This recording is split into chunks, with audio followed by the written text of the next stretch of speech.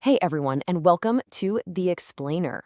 Today, we're diving into one of the toughest topics in the nonprofit world, the decision to shut down.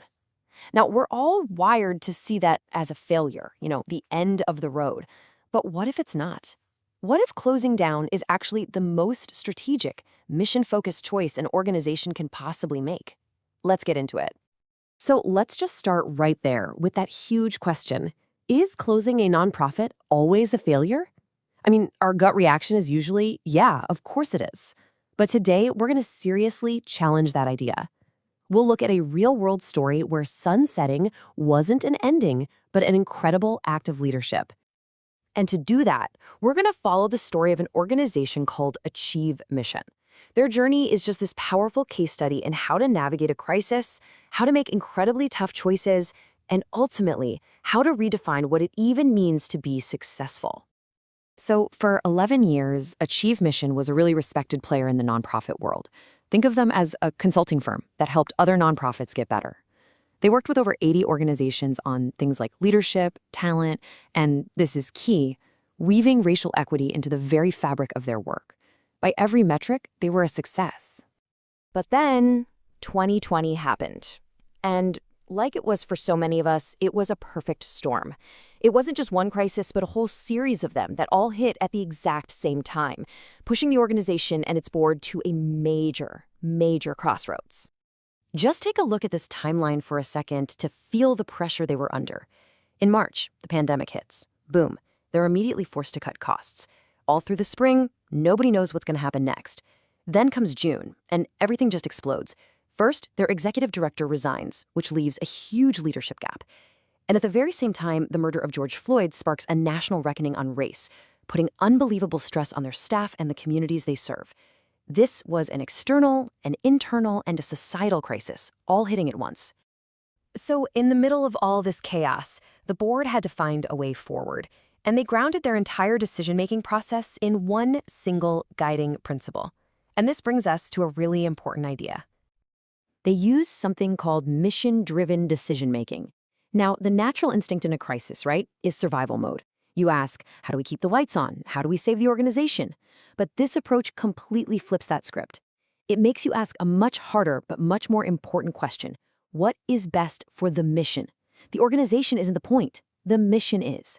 That becomes your true north, the thing that guides you through any storm. And this quote from the board, wow, it just says it all. Listen to what they're asking. It's not, how do we save Achieve Mission? It's, how do we best serve the field? They were actually willing to consider that maybe, just maybe, the best way to move their mission forward was to let other people carry the torch, even if it meant their own organization ceased to exist. Okay, so with the mission as their guide, the board seriously looked at 3 options. Let's walk through it. Option 1, hire a new leader. Possible, sure, but in that crazy environment, it would have felt like trying to launch a whole new startup. Super risky. Option 2, merge with another group.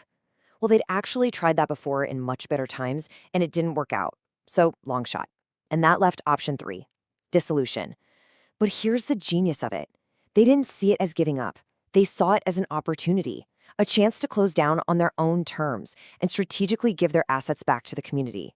And this led them to completely reframe what an asset even is. They didn't just see buildings or bank accounts. They saw their people, amazing, talented staff who could go do incredible work at other organizations. They saw their intellectual property, all this valuable knowledge that could help the entire field if they just gave it away. And they saw their money, not as something to hoard, but as seed capital for other groups. And here's the big aha moment. They realized all of these assets could actually have a bigger impact on the mission if they were released into the world instead of being kept inside Achieve Mission. And that incredible realization is what led them to their final decision. This wasn't an end born out of failure. It was a strategic, courageous, mission-first conclusion.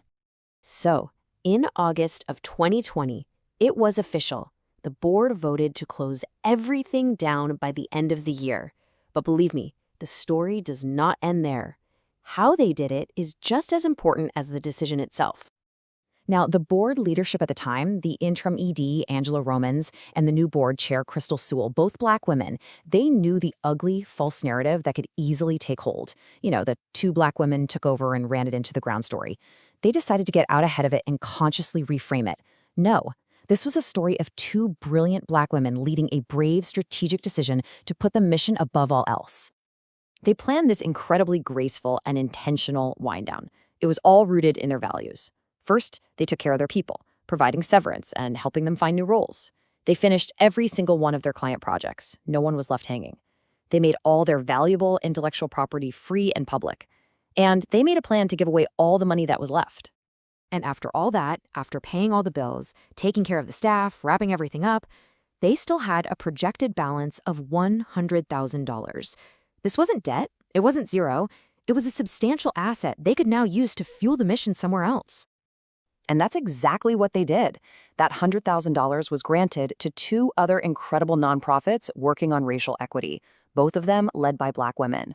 So, in its final act, Achieve Mission actually became a funder. They turned their own ending into a brand new beginning for others. That is what it means to sunset with intention. Okay, so what can we all take away from this incredible story?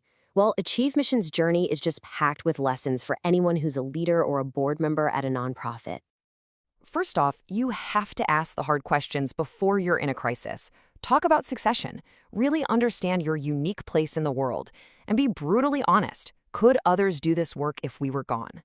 And finally, you gotta remember that you'll never have all the answers, especially when things are chaotic. But leaders still have to lead. You have to make the best call you can with the info you have.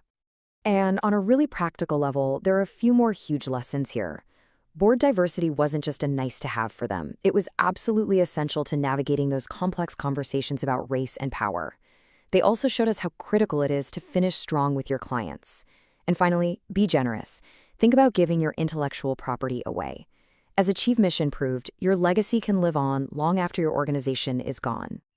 And really, that's the big idea I want to leave you with today. The story of Achieve Mission forces all of us to rethink what success really looks like. It dares us to ask this question: how can your work live on, even if your organization doesn't? It's a really powerful thought, and it shifts our focus away from just surviving and toward the true, lasting impact of the mission itself. Thanks for tuning in.